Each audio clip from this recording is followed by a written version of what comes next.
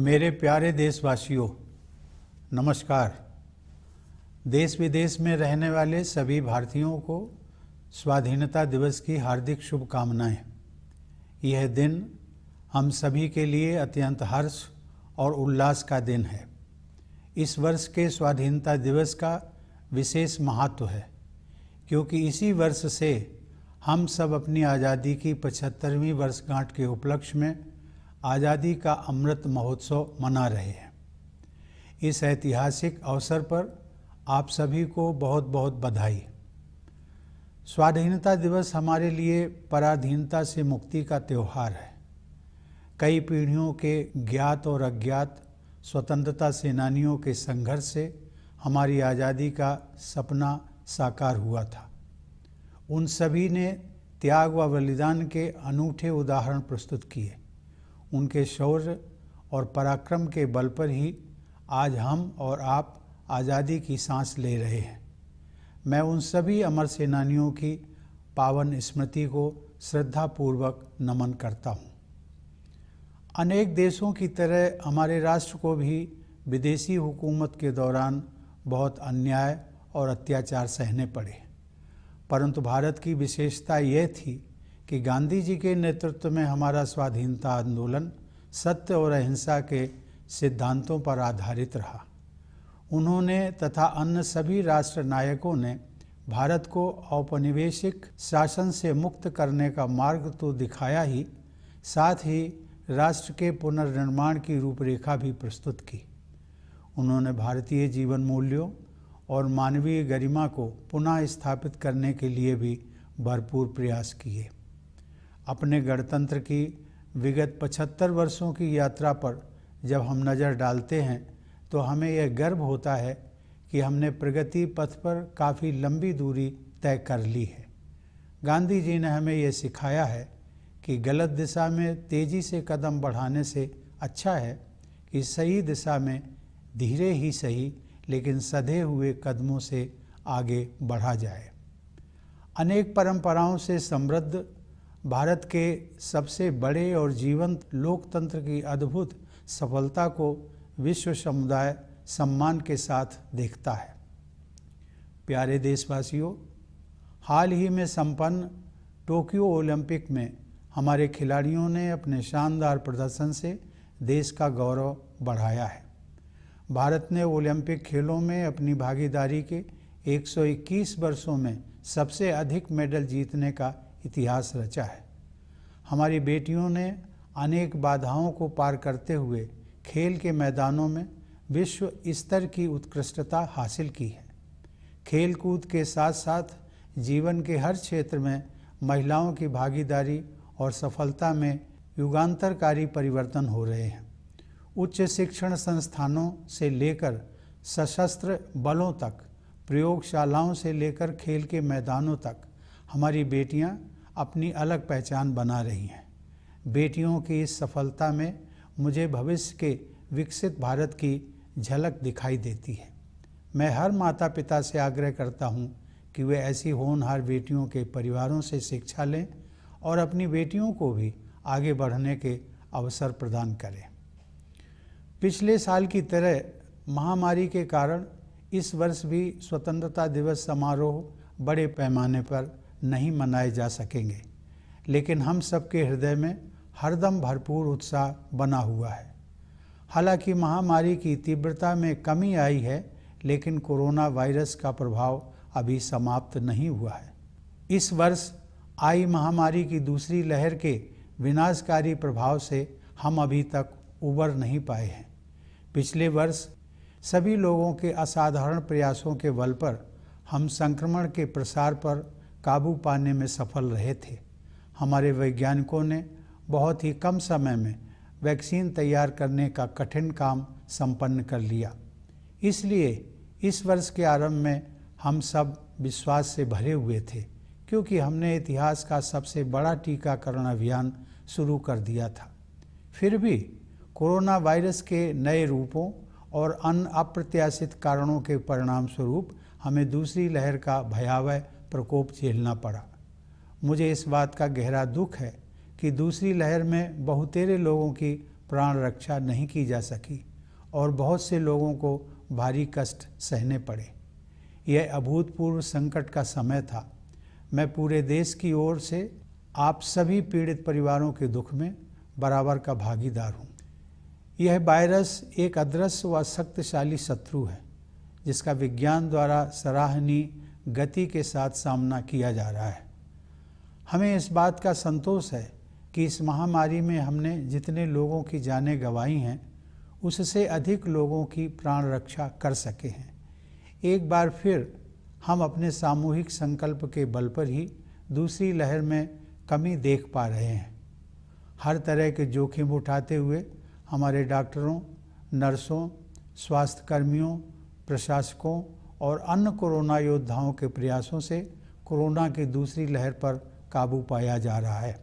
Covid की दूसरी लहर से हमारी सार्वजनिक स्वास्थ्य सेवाओं के बुनियादी ढांचे पर बहुत दबाव पड़ा है। सच तो यह है कि विकसित अर्थव्यवस्थाओं समेत किसी भी देश का बुनियादी ढांचा इस विकराल संकट का सामना करने में समर्थ सिद्ध नहीं हुआ। हमने स्वास्थ्य व्यवस्था को मजबूत बनाने के लिए युद्ध स्तर पर प्रयास किए। देश के नेतृत्व ने इस चुनौती का डटकर सामना किया। केंद्र सरकार के प्रयासों के साथ साथ राज्य सरकारों, निजी क्षेत्र की स्वास्थ्य सुविधाओं, गैर सरकारी संगठनों तथा अन्य समूहों ने सक्रिय योगदान किया।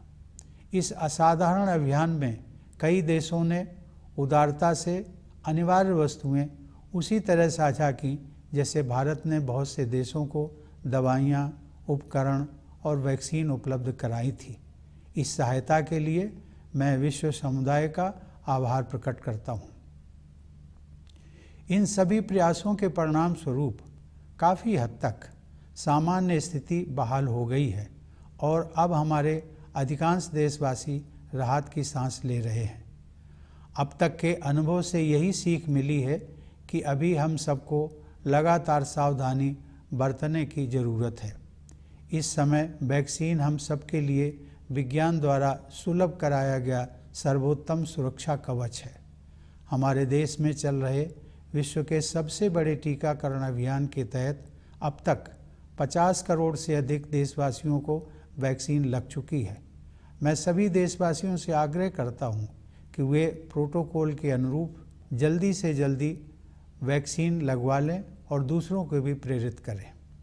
मेरे प्यारे देशवासियों, इस महामारी का प्रभाव अर्थव्यवस्था के लिए उतना ही विनाशकारी है जितना लोगों के स्वास्थ्य के लिए।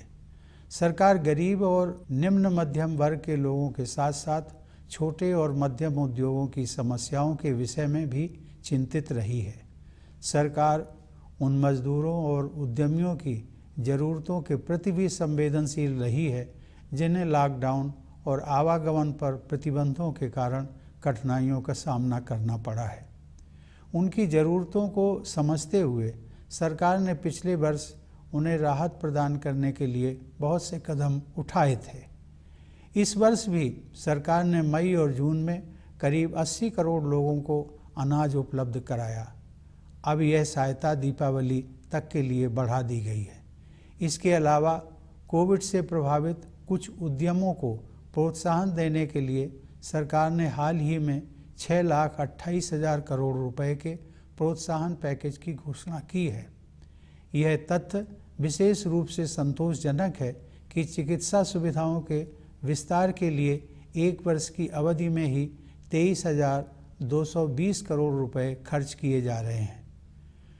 मुझे इस बात की खुशी है कि सभी बाधाओं के बावजूद ग्रामीण क्षेत्रों में विशेष रूप से कृषि के क्षेत्र में बढ़ोतरी जारी रही है। हाल ही में कानपुर देहात जिले में स्थित अपने पैतृक गांव परौख की यात्रा के दौरान मुझे यह देखकर बहुत खुशी हुई कि ग्रामीण क्षेत्रों में लोगों के जीवन को सुगम बनाने के लिए बेहतर इंफ्रास्ट्रक्चर विकसित किया जा रहा है।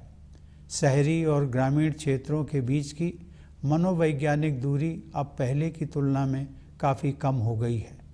मूलतः भारत गाँव में ही बसता है, इसलिए उन्हें विकास के पैमानों पर पीछे नहीं रहने दिया जा सकता। इसीलिए प्रधानमंत्री किसान सम्मान निधि सहित हमारे किसान भाई बहनों के लिए विशेष अभियानों पर बल दिया जा रहा है। ये सभी प्रयास आत्मनिर्भर भारत की संकल्पना के अनुरूप हैं। हमारी अर्थव्यवस्था में निहित विकास की क्षमता पर दृढ़ विश्वास के साथ सरकार ने रक्षा, स्वास्थ्य, नागरिक उड्डयन, विद्युत तथा अन्य क्षेत्रों में निवेश को और अधिक सरल बनाया है। सरकार द्वारा पर्यावरण के अनुकूल ऊर्जा के नवीकरणीय स्रोतों, विशेष रूप से सौर ऊर्जा को बढ़ावा देने के नवीन प्रयासों की विश्वव्यापी प्रशंसा हो रही है। जब ईज ऑफ डूइंग बिजनेस की रैंकिंग में सुधार होता है तब उसका सकारात्मक प्रभाव देशवासियों की ईज ऑफ लिविंग पर भी पड़ता है। इसके अलावा जन कल्याण की योजनाओं पर विशेष जोर दिया जा रहा है। उदाहरण के लिए 70,000 करोड़ रुपए की क्रेडिट लिंक्ड सब्सिडी योजना की बदौलत अपना खुद का घर होने का सपना अब साकार हो रहा है। एग्रीकल्चरल मार्केटिंग में किए गए अनेक सुधारों से हमारे अन्नदाता किसान और भी सशक्त होंगे और उन्हें अपने उत्पादों की बेहतर कीमत प्राप्त होगी। सरकार ने प्रत्येक देशवासी की क्षमता को विकसित करने के लिए अनेक कदम उठाए हैं, जिनमें से कुछ का ही उल्लेख मैंने किया है। प्यारे देशवासियों, अब जम्मू कश्मीर में नव जागरण दिखाई दे रहा है। सरकार ने लोकतंत्र और कानून के शासन में विश्वास रखने वाले सभी पक्षों के साथ परामर्श की प्रक्रिया शुरू कर दी है। मैं जम्मू कश्मीर के निवासियों, विशेषकर युवाओं से इस अवसर का लाभ उठाने और लोकतांत्रिक संस्थाओं के माध्यम से अपनी आकांक्षाओं को साकार करने के लिए सक्रिय होने का आग्रह करता हूँ। सर्वांगीण विकास के प्रभाव से अंतर्राष्ट्रीय मंच पर भारत का कद ऊंचा हो रहा है। यह बदलाव प्रमुख बहुपक्षीय मंचों पर हमारी प्रभावी भागीदारी में तथा अनेक देशों के साथ हमारे द्विपक्षीय संबंधों को सुदृढ़ बनाने में परिलक्षित हो रहा है। प्यारे देशवासियों, 75 साल पहले जब भारत ने आज़ादी हासिल की थी तब अनेक लोगों को यह संशय था कि भारत में लोकतंत्र सफल नहीं होगा। ऐसे लोग शायद इस तथ्य से अनभिज्ञ थे कि प्राचीन काल में लोकतंत्र की जड़ें इसी भारत भूमि में पुष्पित पल्लवित हुई थी। आधुनिक युग में भी भारत बिना किसी भेदभाव के सभी वयस्कों को मताधिकार देने में अनेक पश्चिमी देशों से आगे रहा। हमारे राष्ट्र निर्माताओं ने जनता के विवेक में अपनी आस्था व्यक्त की और हम भारत के लोग अपने देश को एक शक्तिशाली लोकतंत्र बनाने में सफल रहे हैं। हमारा लोकतंत्र संसदीय प्रणाली पर आधारित है, अतः संसद हमारे लोकतंत्र का मंदिर है, जहां जनता की सेवा के लिए महत्वपूर्ण मुद्दों पर वाद विवाद, संवाद और निर्णय करने का सर्वोच्च मंच हमें उपलब्ध है। यह सभी देशवासियों के लिए बहुत गर्व की बात है कि हमारे लोकतंत्र का यह मंदिर निकट भविष्य में ही एक नए भवन में स्थापित होने जा रहा है। यह भवन हमारी रीति और नीति को अभिव्यक्त करेगा। इसमें हमारी विरासत के प्रति सम्मान का भाव होगा और साथ ही समकालीन विश्व के साथ कदम मिलाकर चलने की कुशलता का प्रदर्शन भी होगा। स्वतंत्रता की 75वीं वर्षगांठ के अवसर पर इस नए भवन के उद्घाटन को विश्व के सबसे बड़े लोकतंत्र की विकास यात्रा में एक ऐतिहासिक प्रस्थान बिंदु माना जाएगा। सरकार ने इस विशेष वर्ष को स्मरणीय बनाने के लिए कई योजनाओं का शुभारंभ किया है। गगनयान मिशन उन अभियानों में विशेष महत्व रखता है। इस मिशन के तहत भारतीय वायुसेना के कुछ पायलट विदेश में प्रशिक्षण प्राप्त कर रहे हैं। जब वे अंतरिक्ष में उड़ान भरेंगे तो भारत मानव युक्त अंतरिक्ष मिशन को अंजाम देने वाला दुनिया का चौथा देश बन जाएगा। इस प्रकार हमारी आकांक्षाओं की उड़ान किसी प्रकार की सीमा में बंधने वाली नहीं है। फिर भी हमारे पैर यथार्थ की ठोस जमीन पर टिके हुए हैं। हमें यह एहसास है कि आज़ादी के लिए मर मिटने वाले स्वाधीनता सेनानियों के सपनों को साकार करने की दिशा में हमें अभी काफ़ी आगे जाना है। वे सपने हमारे संविधान में न्याय, स्वतंत्रता, समता और बंधुता, इन 4 सार गर्भित शब्दों द्वारा स्पष्ट रूप से समाहित किए गए हैं। असमानता से भरी विश्व व्यवस्था में और अधिक समानता के लिए तथा अन्यायपूर्ण परिस्थितियों में और अधिक न्याय के लिए दृढ़तापूर्वक प्रयास करने की आवश्यकता है। न्याय की अवधारणा बहुत व्यापक हो गई है, जिसमें आर्थिक और पर्यावरण से जुड़ा न्याय भी शामिल है। आगे की राह बहुत आसान नहीं है, हमें कई जटिल और कठिन पड़ाव पार करने होंगे, लेकिन हम सबको असाधारण मार्गदर्शन उपलब्ध है। यह मार्गदर्शन विभिन्न स्रोतों से हमें मिलता है। सदियों पहले के ऋषि मुनियों से लेकर आधुनिक युग के संतों और राष्ट्र नायकों तक हमारे मार्गदर्शकों की अत्यंत समृद्ध परंपरा की शक्ति हमारे पास है। अनेकता में एकता की भावना के बल पर हम दृढ़ता से एक राष्ट्र के रूप में आगे बढ़ रहे हैं।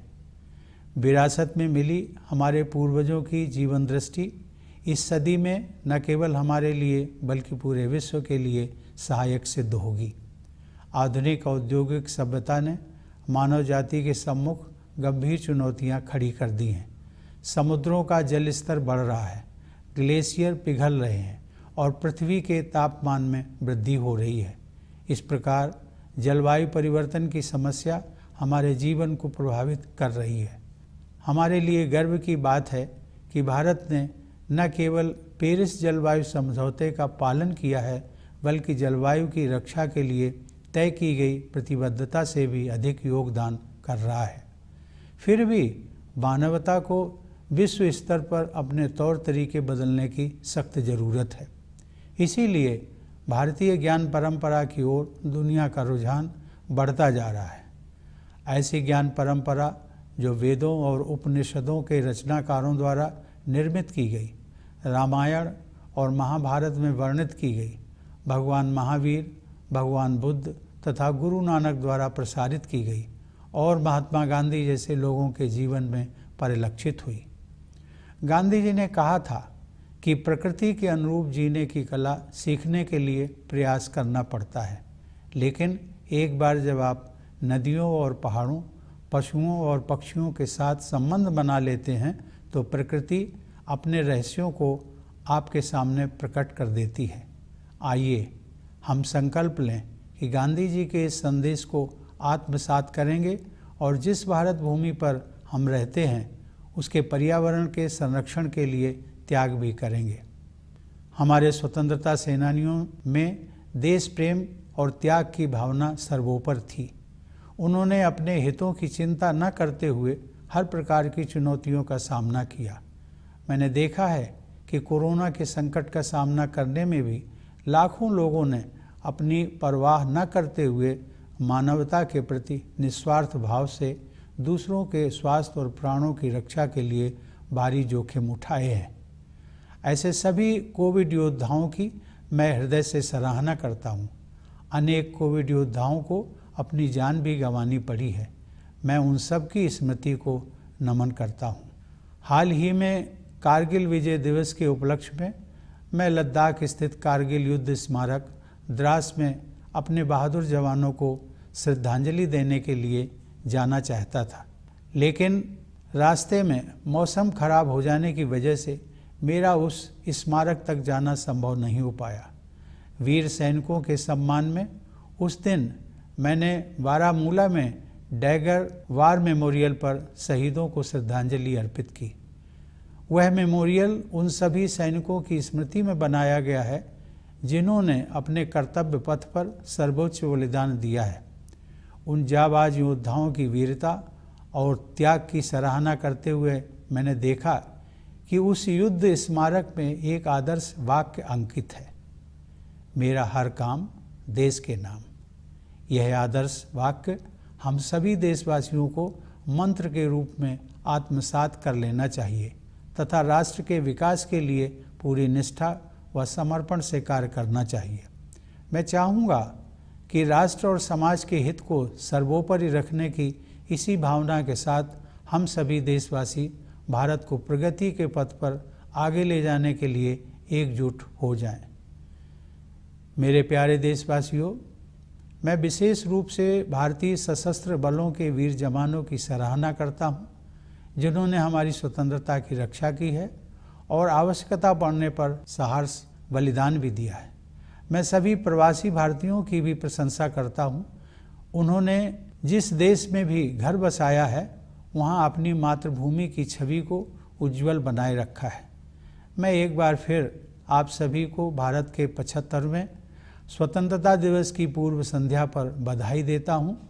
यह वर्षगांठ मनाते हुए मेरा हृदय सहज ही आज़ादी के शताब्दी वर्ष 2047 के सशक्त, समृद्ध और शांतिपूर्ण भारत की परिकल्पना से भरा हुआ है। मैं यह मंगल कामना करता हूं कि हमारे सभी देशवासी कोविड महामारी के प्रकोप से मुक्त हों तथा सुख और समृद्धि के मार्ग पर आगे बढ़ें। एक बार पुनः आप सभी को मेरी शुभकामनाएं। धन्यवाद। जय Hind.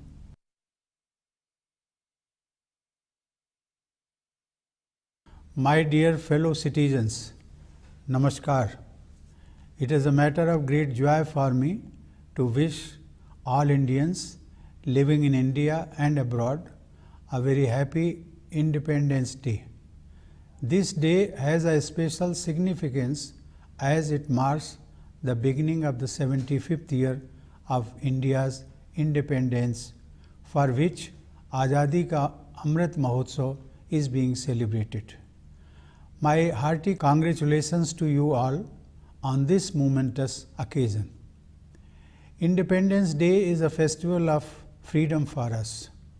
This was made possible by generations of freedom fighters, some known, many unknown. They made great sacrifices. Today, you and I breathe under free skies thanks to their heroic deeds. I bow in respect to the pious memory of those brave martyrs. Our nation, like many others, suffered great injustices and tyranny under foreign rule. What distinguishes India, however, is that the character of our nationalist movement led by Mahatma Gandhi was based on the principles of truth and non-violence. He and all other national heroes provided us with an invaluable blueprint to not only liberate the nation from colonial rule but also to rebuild it. Gandhiji's struggle was for a return to Indian ethos and for human dignity. Now, as we look back to the 75-year journey of our republic, we have reasons to be proud of the considerable distance we have travelled. Gandhiji taught us that slow and steady steps in the right direction are preferable to rapid strides in the wrong direction. The world looks up at the miracle of India, home to the plurality of traditions and yet the biggest and most vibrant democracy. Dear fellow citizens, in the recently concluded Tokyo Olympics, our sportspersons have brought laurels to the nation with their stellar performances. India has won the highest number of medals in the 121 years of its participation in the Olympics. Our daughters have achieved world-class excellence in playgrounds, overcoming many adversities. Along with the sports, epoch-making changes are taking place in the participation and success of women in all walks of life. From higher educational institutions to armed forces, from laboratories to playgrounds, our daughters are making their mark. In this success of our daughters, I see a glimpse of a developed India of the future. I urge every parent to learn from the families of such promising daughters and provide opportunities to their daughters also to explore avenues of growth. Like last year, this year too, the scale of Independence Day celebration may have been reduced due to pandemic. Yet, our hearts remain always filled with enthusiasm. The intensity of the pandemic has come down, but the coronavirus has not yet gone away. We are yet to come out of the devastating effects of its recurrence this year. Last year, with exceptional efforts from all, we had succeeded in bringing the spread of infections under control. Our scientists had succeeded in developing vaccines in a very short time. Therefore, at the beginning of this year, there was every reason to be hopeful as we launched the largest vaccination exercise in history. Yet, due to the new variants and other unexpected factors, we suffered from a terrible second wave. I am deeply sad that many lives could not be saved and many more suffered immensely in this phase of an unprecedented crisis. I speak for the whole nation when I say that I share the grief of all the affected families with the same intensity. The science is coping with this invisible enemy of terrible might with remarkable speed. We can take solace from the fact that more lives have been saved than the lives lost. It was our collective determination to overcome the challenge that helped us see the weakening of the second wave. Once again, our corona warriors, the doctors, nurses, and health workers, the administrators, and others risked everything to contain the impact of the second wave.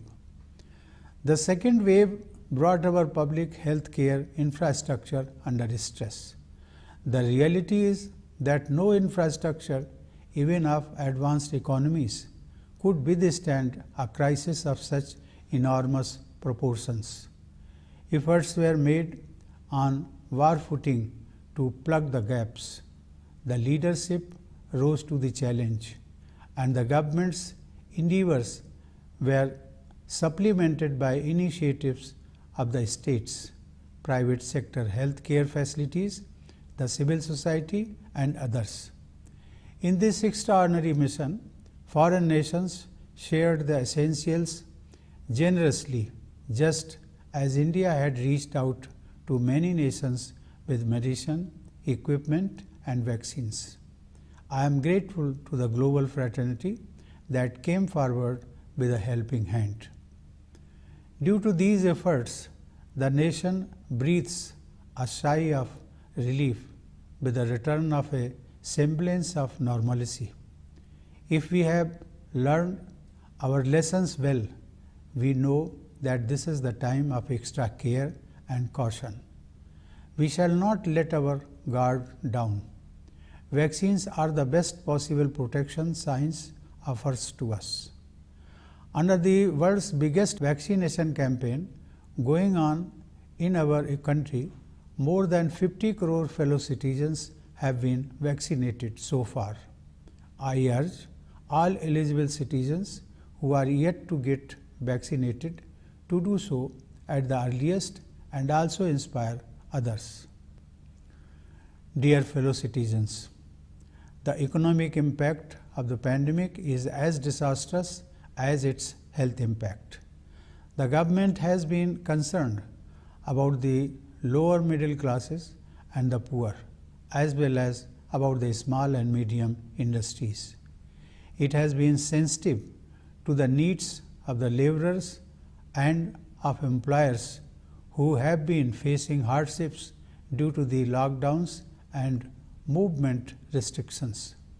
Sensitive to their needs, the government had taken a series of relief measures last year. This year also, the government had distributed food grains to about 80 crore people in May and June. This benefit has been extended till Diwali.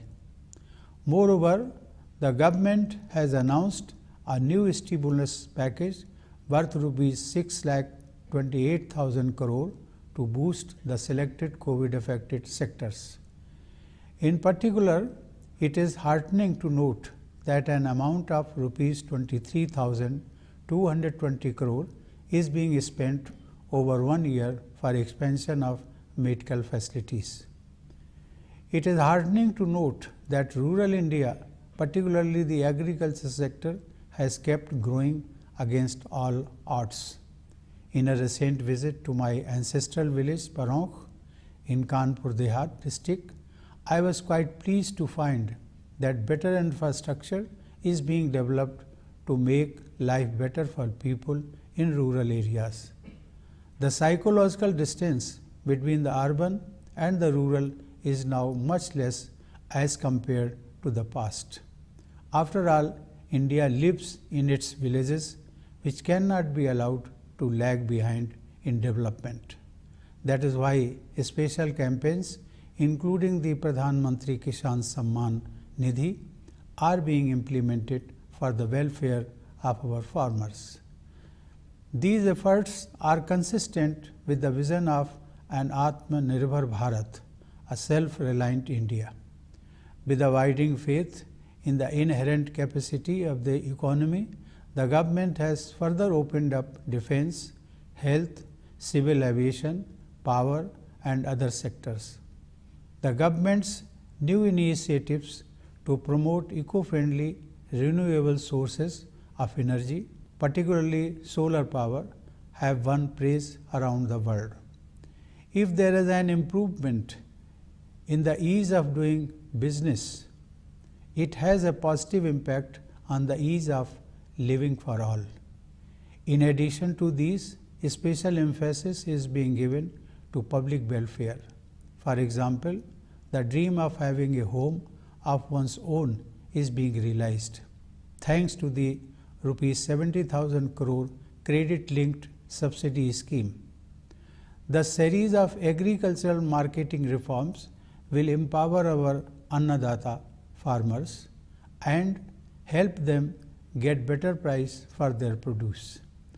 These are some of the measures the government has taken to unleash the potential of every Indian.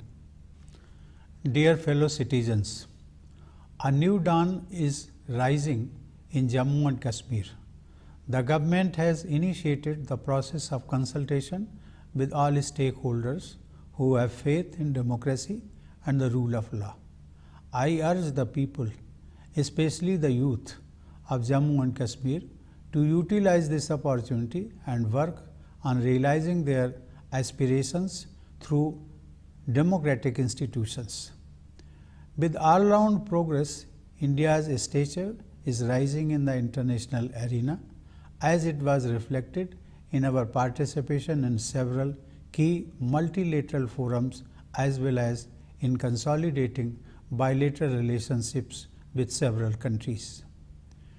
Dear fellow citizens, when India won independence 75 years ago, many skeptics thought democracy would not survive in India. Little did they know that roots of democracy were nurtured in this soil in ancient times, and even in modern times, India was ahead of many Western nations in offering franchise to all adults, regardless of any distinctions. The founding fathers had reposed their faith in the wisdom of the people, and we, the people of India, have made India a strong democracy. We have adopted the system of parliamentary democracy. Therefore, our parliament is the temple of our democracy, which provides us the highest forum where we discuss, debate and decide issues for the well-being of our people. It is a matter of great pride for all Indians that our parliament will soon be housed in a new building. It will be a fitting statement of our outlook.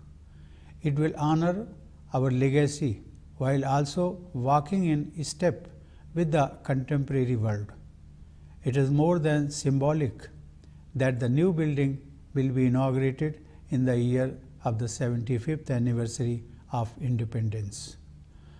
The government has planned many initiatives to make this special year memorable, and the most exciting of them all may as well be the Gaganyaan mission.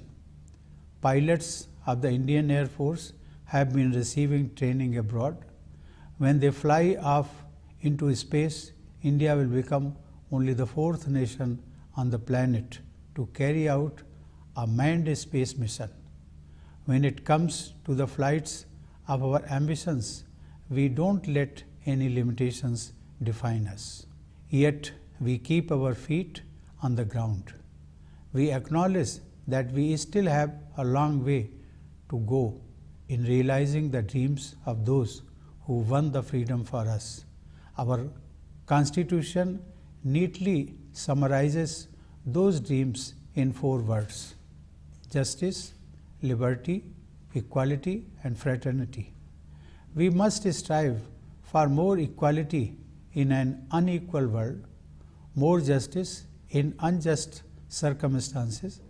Justice has come to encompass a large range of connotations, including economic and environmental justice. The road ahead is not easy. We will have to negotiate many twists and turns, but we have the benefit of incomparable guidance. It comes to us from diverse sources, from the venerable seers of millennia ago, down to the sages and leaders of more recent times. In the spirit of unity in diversity, we as a nation are following the right course. This vision, derived from the unique Indian heritage, is going to be helpful not only to us but to the whole world in this century. Modern industrial civilization has posed serious challenges before humankind. Climate change has become a reality of life. With seas rising, glaciers melting, and temperatures soaring, India is proud of not only adhering to the Paris Climate Agreement, but doing more than what the country has committed to protect the climate. However, the world desperately needs a course correction. This is why the world is increasingly turning to the wisdom of India, as created by the authors of the Vedas and Upanishads, as depicted in the Ramayana and Mahabharata, as taught by Lord Mahavira, Lord Buddha, and Guru Nanak, and as reflected in the lives of the likes of Mahatma Gandhi. Learning the art of living in tune with nature requires effort, Gandhiji says. But once you establish a relationship with rivers and mountains, birds and animals, nature reveals its secrets to you. Let us resolve to listen to this message of Gandhiji and also to make sacrifices for the sake of the land we live in. The spirit of patriotism and sacrifice was paramount among our freedom fighters. They faced all kinds of challenges without caring for their own interests. I have seen that in the face of corona crisis, lakhs of people have taken enormous risks to protect others with the spirit of selfless service for humanity. I convey my profound appreciation for all such COVID warriors. Many of them succumbed to COVID-19. I pay homage to them. Recently, on the occasion of Kargil Vijay Divas, I wanted to visit the Kargil War Memorial, Dras, in Ladakh, to pay homage to our brave soldiers. But due to bad weather, it was not possible for me to reach that monument. On that day, I paid homage to our brave soldiers at the Dagger War Memorial in Baramulla. That memorial has been built in the memory of all the soldiers who have made the supreme sacrifice in their line of duty. While appreciating the valor and sacrifice of those brave warriors, I noticed that the war memorial has a motto inscribed, "Mera har kaam desh ke naam," which means each and every deed of mine is for the nation. All of us should imbibe this motto as a mantra and work with full devotion and dedication for the development of the nation. I would like that all of us come together to take India forward on the path of progress with the spirit of keeping the interest of the nation and society foremost. Dear fellow citizens, I extend my greetings especially to the members of the armed forces who have guarded our freedom valiantly and gladly, making supreme sacrifice when necessary. I also extend my greetings to the members of the Indian diaspora who have represented the motherland well wherever they have made home. I once again congratulate all of you on the eve of India's 75th Independence Day. While celebrating this anniversary, I cannot stop my mind from imagining a powerful, prosperous and peaceful India of 2047 when we will celebrate 100 years of our independence. I wish that all our people come out of the difficulties caused by the COVID pandemic and move ahead on the path of happiness and prosperity. Once again, my best wishes to all of you. Thank you. Jai Hind.